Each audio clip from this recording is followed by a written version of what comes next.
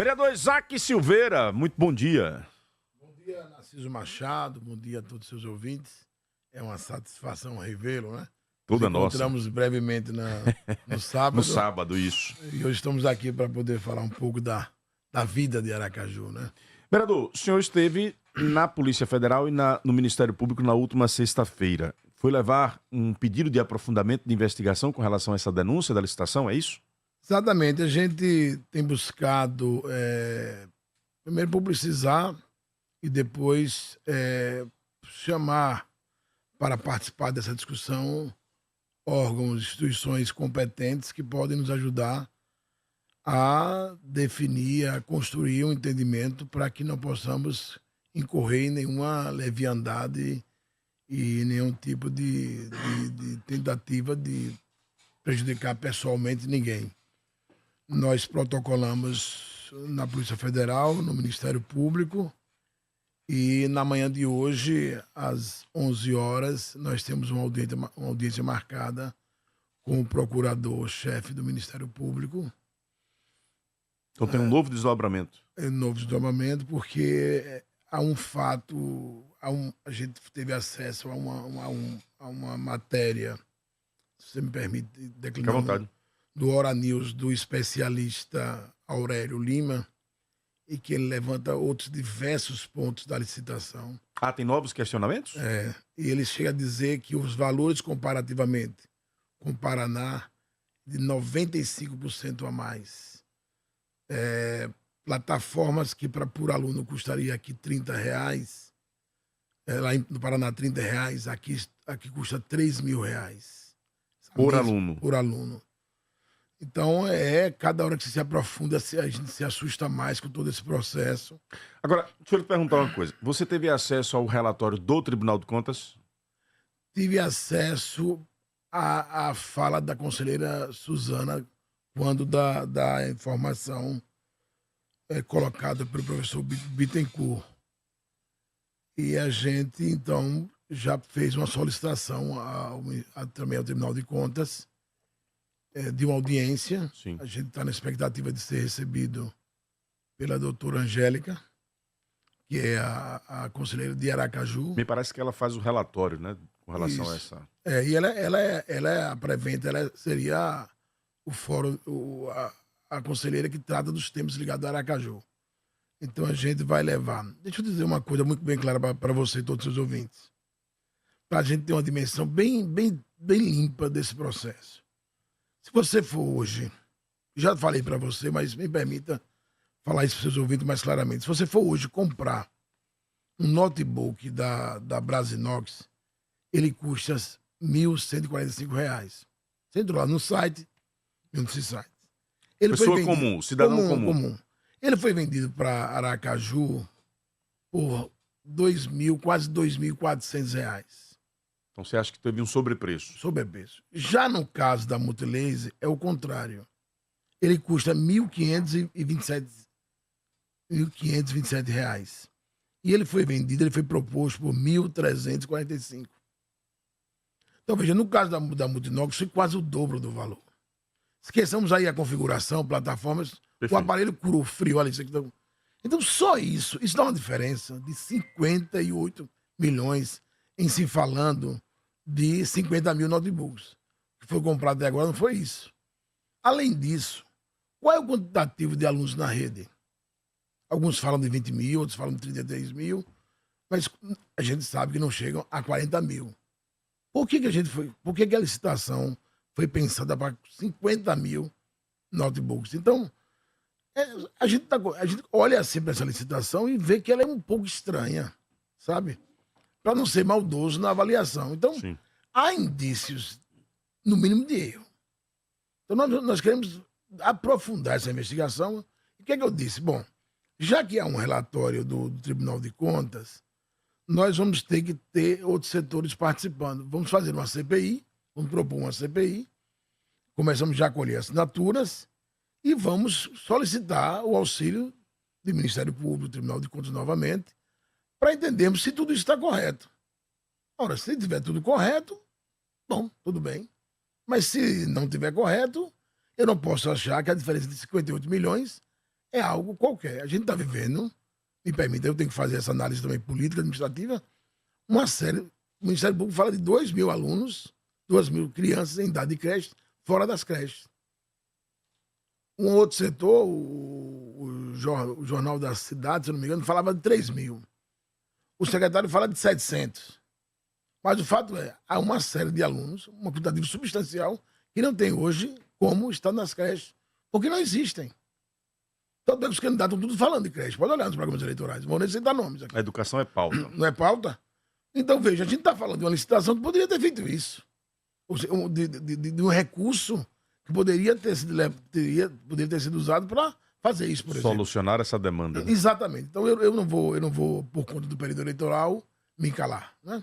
Tanto é que eu propus a CPI para depois do segundo turno. Vereador Isaac, o que é que nós temos de novidade com relação a este requerimento da CPI? Já poderia revelar que vereadores se comprometeram? Já tem as 8 assinaturas? Não tem? E quando é que começaria essa CPI? Veja, eu conversei com uma série de vereadores, eu queria... É um tanto chato, mas eu queria não declinar os nomes agora, que parece que quando você declina os nomes, você solta essa informação, alguns setores da política começam a atuar para impedir a efetiva assinatura. Mas 9 vereadores me confirmaram que vão assinar na terça-feira. Já tem 9 assinaturas, 9, então. Bom, você precisaria de 8. Prometidas, não é? Você precisaria de 8, tem não é isso? Uma já efetivamente feita, que é do vereador Adriano Taxista, a minha, né? São 2. No caso, faltam 6. E a gente tem esses mais 7 nomes que confirmaram que amanhã assinam a CPI. Você disse que ela iniciaria no segundo turno, é isso? O segundo ano, dia 27, né? Isso. Pronto. Na segunda-feira, 28. Ah, tá. Então é posterior ao segundo turno. Isso. A proposta de vocês é que ela se inicie após as eleições. A princípio, nós pensamos em fazer depois do primeiro turno, mas quando poderia ter algum impacto aí no viés político, e a gente não quer tornar a CPI um objeto eleitoreiro, nós vamos fazê-lo depois do segundo turno, em um tempo exíguo, é verdade, mas a Câmara não pode se silenciar, porque seria assintoso, não seria lógico você pedir para o Ministério Público investigar e a Câmara se calar, e a sua parte, você não vai fazer, não. Então, nosso entendimento é que, de todas as instituições, a parte de maior responsabilidade é a Câmara de Vereadores. É o fiscalizador, né? Do segundo turno para o final do ano, que seria o final da legislatura, seriam menos de 90 dias. Seria um tempo hábil para chegar a uma conclusão, essa investigação? Veja, quando nós fizemos a CPI dos hospitais filantrópicos, nós conseguimos fechar um relatório, 2 relatórios. Um a gente fechou em 80 dias, depois fechamos pedimos uma prorrogação por conta de um fato novo. Repito, não é um tempo ideal, mas será esse o tempo que nós teremos. Eu sei que alguns vereadores vão ficar meio contrariados, porque vão querer descansar um pouco e tal. E tem um impacto que alguns certamente não serão reeleitos, mas terão que cumprir o papel até o dia 31 de dezembro. Então, será, sem dúvida, um tempo muito curto, portanto, a gente precisa, imediatamente posterior ao segundo turno, ter toda a formatação. Eu devo me reunir com o presidente da Câmara, Ricardo Vasconcelos, depois da apresentação dessa assinatura, para deixarmos tudo bem engrenado, tudo bem organizado. Inclusive já com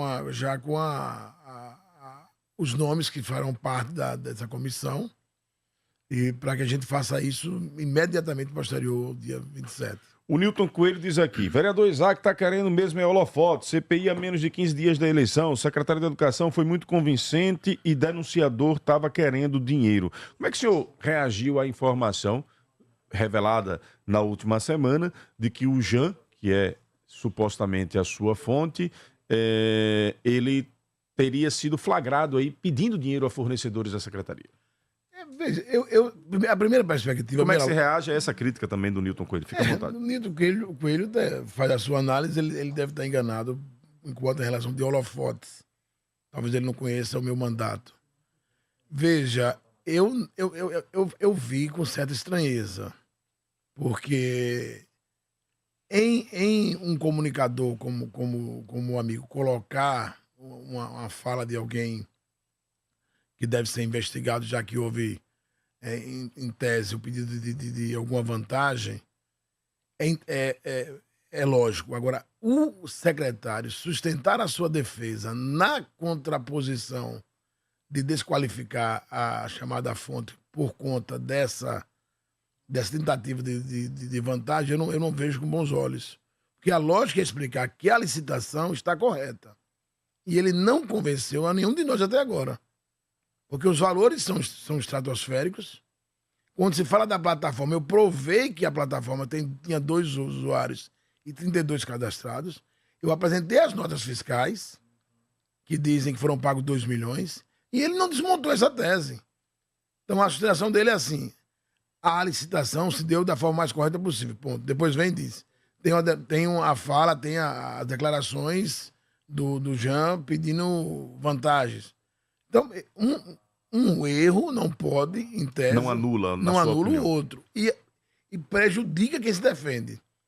Quem sabe do mundo das investigações, nunca é razoável a defesa pela acusação de um outro erro, pelo apontamento de um outro erro. Isso parece meio mesquinho, me preocupa muito. Eu procurei muito essa questão de comparar o que houve com a licitação de Aracaju e agora nós encontramos uma do Paraná. Então a gente vai, inclusive, convidar o técnico, o Aurélio Lima, porque eu repito... Detalha pra gente, como é que surge essa história dessa comparação com o Paraná? Veja, o Paraná fez um processo semelhante. Na compra de computadores também para os alunos. Compra de plataformas. Escolheu plataformas mais baratas, porque em tese são duas, a Bluetooth e a INC, né? Então, e também a aquisição de formação técnica.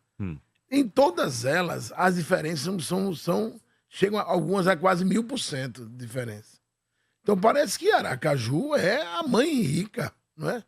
É quem tem os grandes recursos e pode dispensar valores extraordinários. Então, em todos os pontos que são levantados, o professor, com mais de 30 anos de experiência, ele diz, olha, eu estou estarrecido com os valores e com as opções que foram feitas aqui por Aracaju. Eu inclusive, penso em convidá-lo, né, para a CPI, claro, se eu estiver fazendo parte da comissão. Então, em todos os dados levantados na matéria, ele sustenta que, em alguns casos, 95% a mais do valor, em outros casos, 3 mil, algo que era R$30 por aluno, aqui a gente está pagando R$3.000, ou seja, são muito sérias suas afirmações e muito reveladora da fragilidade dessa licitação. Foi uma licitação que ficou entre aspas, escondida, até que uma fonte revelasse todos esses valores estratosféricos, e aí agora a tese, me parece, do município é desqualificar a denúncia pela acusação de que ele solicitou alguma O município vantagem. se apega também no fato do Ministério Público, não, do Tribunal de Contas do Estado ter lhe dado um parecer favorável após a instalação de uma mesa técnica que ouviu as empresas e as diversas coordenadorias internas também do Tribunal de Contas. Nem o Ministério Público de Contas, nem o TCE tiveram a oportunidade de se debruçar, por exemplo, sobre a efetivação da licitação. Eles tiveram a oportunidade de se debruçar sobre o processo de oferecimento de propostas, de valores. Por exemplo, o pagamento da plataforma em si não foi objeto de análise. A antecipação de pagamento, que é vedado no próprio edital, não foi objeto de análise. Você mantém, então, a linha contrária ao que diz o secretário de que não houve pagamento irregular, você sustenta de que houve? Houve. Aí não tem o que se dizer. Houve pagamento antecipado. E houve outras questões. Essa licitação começou em agosto. Até agora, esses chamados notebooks não chegaram completamente. Há escolas, nós estamos em outubro, finalizando o mês de outubro, e há escolas do município que não receberam os computadores, os notebooks ainda. Por que não receberam? Por que um aluno recebeu um notebook lá no mês de junho, julho, e o outro não tem até agora esse notebook? Que processo é esse? Que licitação é essa que a empresa não teve a capacidade técnica produtiva de oferecer todos os equipamentos no tempo necessário? Chegaram Semana passada, uma fonte nos falou que chegaram mais 3 mil notebooks. Ou seja, está comprovado para nós que há uma série de percalços nessa história da licitação. Então a gente podia dizer assim, não, passou pelo Tribunal de Contas e o Ministério Público de Contas a gente não vai mais analisar, nós vamos analisar sim. É função principal da Câmara de Vereadores de Aracaju. Dizem nos bastidores que novas revelações podem surgir com relação a esta denúncia nos próximos dias. Isaac tem conhecimento de algo novo que possa surgir? Veja, eu tenho conhecimento, mas ainda não formei toda a convicção. Então, quando a gente formar a convicção, quando eu falar, é porque tenho minimamente os indícios de que algo de fato aconteceu. Há informações de pessoas que receberam recursos. Então, vamos deixar, como diz a Bíblia, a cada tempo seu próprio mal. Né? Então, a gente vai aguardar ter maiores... A informação é de que pessoas foram beneficiadas com recursos para essa licitação. Vamos ver se isso, de fato, se configura como sendo verdade. Não estou afirmando, né? Uhum. Mas vamos ver se isso configura como verdade. Se isso ocorrer, a gente vai, no processo da CPI, trazer à tona. Esta sua revelação e seu posicionamento atrai aplausos e, ao mesmo tempo, críticas. Como é que tem sido um pouco isso na rua? Como é que você sentiu? Por exemplo, aqui, ó, no YouTube, o Lucas Rodrigues diz: parabéns, vereador Isaac, deveríamos ter mais vereadores atuantes como você. Ao mesmo tempo, o Sérgio Santos diz aqui: Narciso, Isaac, o povo quer saber se a CPI contra você foi o que você pegou de André Moura. Você recebeu quanto de André Moura para propor? Enfim, as duas narrativas. Como é que tem sido na rua um pouco isso? Eu já experimentei isso, né? Eu experimentei isso, como eu lhe falei, na CPI dos hospitais filantrópicos. Depois, poucos aplausos eu recebi, poucas menções. Mas eu lembro que o comunicador que antecedeu a ti aqui nessa mesma empresa dizia que seria uma pizza. E nós provamos que havia desvio de conduta no hospital de cirurgia e foram colocadas para fora toda uma gama de pessoas. E estão sendo até hoje até apenados já, fruto daquela CPI. E eu lembro que você está fazendo isso para prejudicar Edivaldo Nogueira no começo da gestão, você quer estabilizar. Ouvi de tudo isso. A gente não quer nada disso. Eu entendo que se tem uma Câmara que, nesse caso, é silenciosa e, na minha avaliação, não cumpre o seu papel em dado momento, é a Câmara de Vereadores de Aracaju. Veja, eu afirmei que a SMTT arrecadou mais de 130 milhões de 2017 para cá com multas.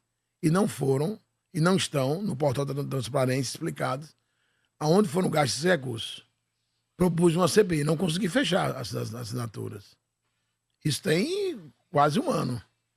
A Câmara não errou, para mim errou não ter investigado. Não podia investigar, poderia. Aí eu recebo uma denúncia como essa e não faço mais nada. Eu fico calado porque é o período eleitoral. Eu não vou publicizar, eu não vou chamar... Como é que eu ia fazer para chamar a CPI? Eu ia ficar calado. Aí quando terminar as eleições, eu dizia, olha, agora tem um fato. Não, chegou, analisei, vi que procedia, fiz uma fala na tribuna, depois fiz uma nova fala apresentando os indícios de prova. Vereador, vou interromper porque a gente vai para o horário eleitoral gratuito. Quero agradecer sua presença aqui nos estúdios e espaço sempre aberto. Uma honra e lutaremos sempre pela verdade e pela defesa do erário público.